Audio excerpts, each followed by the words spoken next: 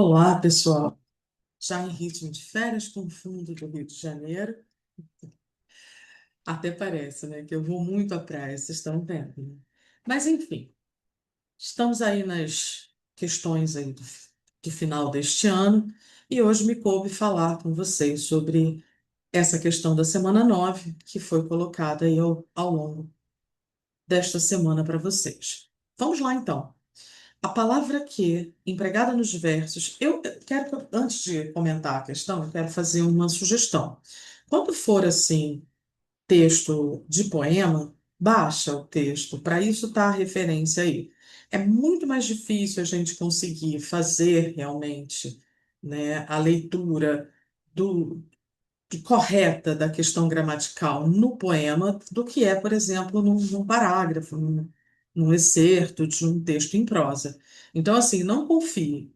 Se está dita aí a referência, vai buscar. É bem verdade que, bom, o soneto da felicidade é mais conhecido do Vinícius de Moraes, mas, de toda forma, era uma oportunidade para conhecer esse aí. Muito que bem, a palavra que empregada nesses versos, que eu já vou ler, deve ser classificada respectivamente como conjunção integrante e como conjunção subordinativa causal. Vocês já estão vendo o gabarito, que está errado, e vamos às dicas, né? A como a gente chegou a isso. Não receis amor. Quem receia, receia alguma coisa. Tem um receio específico. Você pode recear isso ou ter receio de quê? Aí a gente está com o verbo. Então, é receis algo. Se a gente olhar aqui na transcrição do Antônio Ais, sempre esse certinho aqui é do Antônio Aires. Então, se a gente olhar aqui nessa transcrição, a gente vai ver os exemplos: recear os perigos, recear pelo futuro, aí é preocupar-se, né? E recear, né, pelo futuro dos filhos. E a pergunta: de que receia ele? Ele receia ou ele tem receio de quê? Preocupa-se em relação a algo ou ter apreensão quanto a algo. Assim sendo, esse que aqui é mesmo conjunção integrante que introduz uma oração subordinada, substantiva, objetiva direta em relação ao verbo recear que a gente está vendo aqui, que é transitivo direto. E somos um só, que não se faz em dois. Agora, eu não posso falar que eu tenho uma subordinativa causal, porque somos um só, esse um, o qual não se faz em dois, não se divide em dois. E toda vez que eu posso substituir o que por o qual, a qual, os quais, as quais e as respectivas flexões com as preposições de que, do qual, das quais, eu sempre vou ter pronome relativo. Então, o que a gente tem aqui é um pronome relativo retomando o um. Somos uma pessoa só, ok? Por isso, item errado. A gente até tem a conjunção integrante, que não tem função sintática de nada, mas que introduz uma oração que tem função sintática de objeto direto, e depois temos um pronome relativo. Muito que bem. Aí depois vem uma famigerada questão de estrutura de palavra. É sempre um estresse isso, né? Por quê? Porque é difícil, a gente não costuma estudar isso nem na escola e nem cai tanto nesses concursos. Mas neste ano não caiu, mas no ano passado caiu e no ano anterior também. Era justamente uma questão sobre prefixo, que poderia ser confundido com radical. E o pior, eles erraram lá também. Enfim, o que prova que eu tenho razão, né? Que é uma coisa, uma temática difícil. Encharcar-se vem de charco, né? Como é que eu faço para saber se determinada palavra é formada por derivação parasintética ou por derivação prefixal e sufixal? Porque nos dois casos eu preciso acrescentar prefixo e sufixo. A diferença está no fato de que, na palavra derivada por parassíntese, eu preciso colocar prefixo e sufixo imediatamente. Ou eu ponho os dois, ou eu tenho palavra primitiva. Existe a palavra charcar? Não. Existe a palavra encharco? Também não.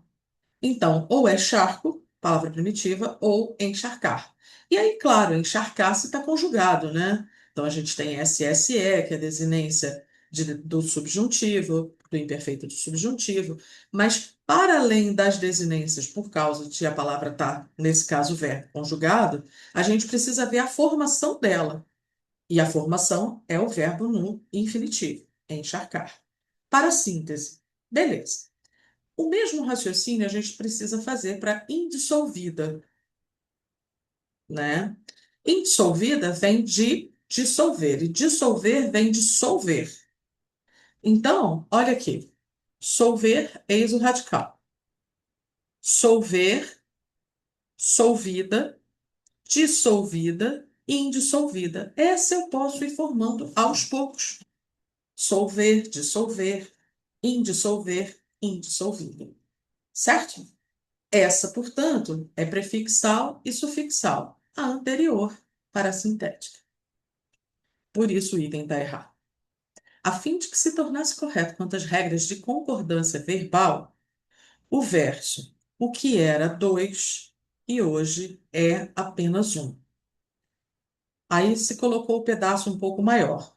E de tal forma o próprio ser humano mudou-se em nós que nada mais separa o que era dois e hoje é apenas um. O verbo ser ele tem concordância especial. Isso significa exatamente o quê? Que se eu tiver um sujeito e também um predicativo, que sejam coisas, objetos, eu tanto posso concordar com um quanto posso concordar com o outro. A preferência é para concordar com pessoas ou com pronomes pessoais. Então, se um dos dois for uma pessoa ou um pronome pessoal, por exemplo, João era as alegrias da casa. Então, entre João e alegrias, pessoa tem prevalência. Então, esse era não pode ser no singular e no plural, precisa ser no singular para concordar com João. Aí, eu não tenho o mesmo caso. Eu tenho aquilo que era dois e hoje é apenas um, né? Então, eu tenho, teoricamente, tanto o sujeito quanto o predicativo elegíveis para determinar a concordância. Assim sendo, está correto de um jeito, está correto de outro. Então, eu não posso dizer que a fim de que se tornasse correto, porque já estava correto antes. Ok? Muito que bem. O advérbio mais, presente nesse trecho, expressa sentido de tempo. Mudou-se em nós que nada mais separa. E aí, esse mais, a gente tem duas referências. O mais transcrito do dicionário, advérbio, outra vez, nunca mais, em frases negativas, e a referência do próprio Celso Cunha, né? Quando acompanhado de palavra negativa, o referido advérbio pode significar tempo.